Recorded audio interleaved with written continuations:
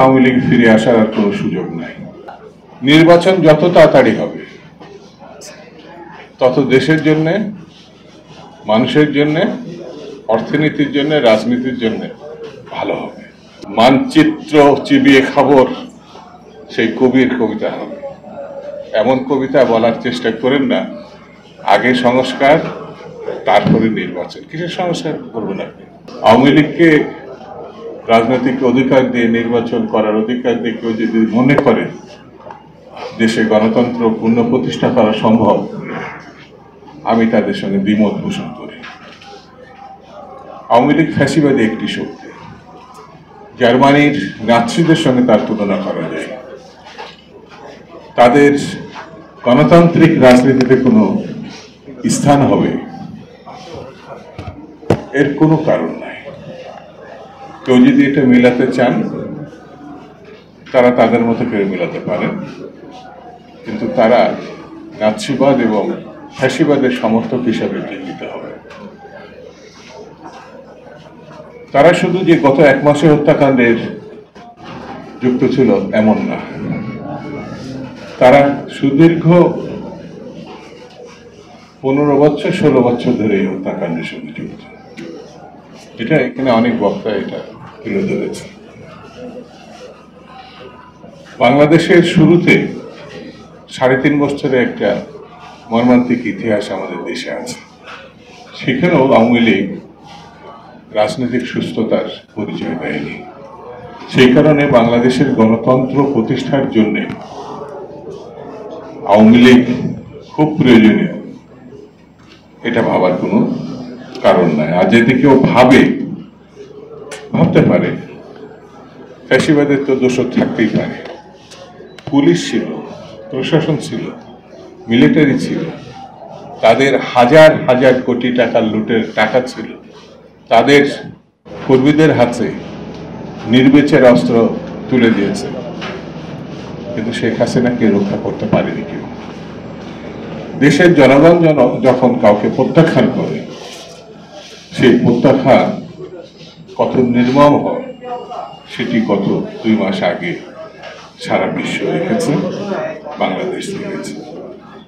সেই কারণে আগামী দিনের আওয়ামী লীগের ফিরে আসার কোনো সুযোগ আছে বলে আমি মনে করি না। যে কোনো কথা বলে কেউ যদি নির্বাচন আড়াল করার চেষ্টা করে, বুঝতে হবে সে আর যাই হোক জনগণের ক্ষমতায়নে বিশ্বাসী না। গত 20 বছর ধরে এদেশের মানুষ একটা ভোট দিতে পারে না। নানান কথা বলে, উন্নয়নের কথা বলে, গণতন্ত্রের তথাকথিত শব্দ উচ্চারণ করে, কেউ কেউ ইসলামের কথা বলে এই মানুষের ভোটাধিকারকে রহিত করেছে। আমি ব্যক্তিগতভাবে মনে করি, আমার দলও মনে করে, মানুষের ভোটাধিকার ফিরিয়ে দেওয়ার অর্থই হচ্ছে গণতন্ত্রের সপক্ষে কাজ করা। আপনি যত যুক্তি দেন, অ্যাবস্ট্রাক্ট কবিতা লিখে কোনো লাভ হবে না যে কবিতা মানুষ বুঝতে পারে না। এমন কবিতাই চাই যে কবিতা নজরুলের হবে, যে কবিতা রবীন্দ্রনাথের হবে, যে কবিতা মানচিত্র চিবিয়ে খাবর সেই কবির কবিতা হবে। এমন কবিতা বলার চেষ্টা করেন না, আগে সংস্কার তারপরে নির্বাচন। কিসের সংস্কার করবেন আপনি? মানুষের সঙ্গে ভোটের সবচেয়ে বড় সংস্কার। এইটার বাইরে আপনি যখনই যাবেন তখনই আপনাকে দেশবাসী সন্দেহ করবে, এরা বোধহয় ক্ষমতা আঁকড়েই থাকতে চাচ্ছে। ভালো কাজটা আগে করেন, খারাপ কাজটা বাদ দেন। এটা হলো আমার মতামত। বন্ধুরা, পার্টির পক্ষ থেকে আমাদের দেশনায়ক তারেক রহমান স্পষ্ট করে বলেছেন,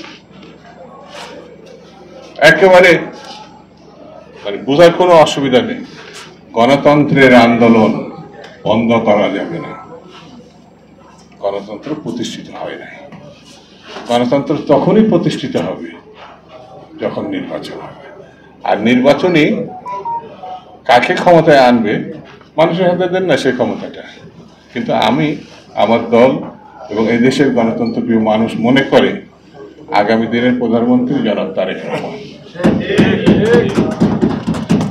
তাকে ঠেকানোর জন্য কোর্ট ব্যবহার করা হয়েছে, তাকে ঠেকানোর জন্য নির্বাসনে পাঠানো হয়েছে। তাকে ঠেকানোর জন্য মৃত্যুর মুখোমুখি করা হয়েছে, ভেঙে পড়ে। সুন্দর ব্যাখ্যা এখানে হাবিব যারা যে আরেকটা গণঅভ্যুত্থানের নেতৃত্ব দিয়েছিল এখানে উপস্থাপন করে, সেখানে সকল বক্তা চমৎকারভাবে কথা বলেছে। সেই জন্য বন্ধুরা, কোনোভাবে ঐক্যবদ্ধ আন্দোলনকে ঠেকানো বা বিভক্ত করা যাবে না, ঐক্যবদ্ধ থাকতে হবে। যে যাই বলুক না কেন, আগামী দিন গণতন্ত্রের দিন, আগামী দিন বিএনপির দিন, আগামী দিন ধানের শীষের দিন, আগামী দিন আগামী দিন তারেক রহমানের সৈনিকদের দিন।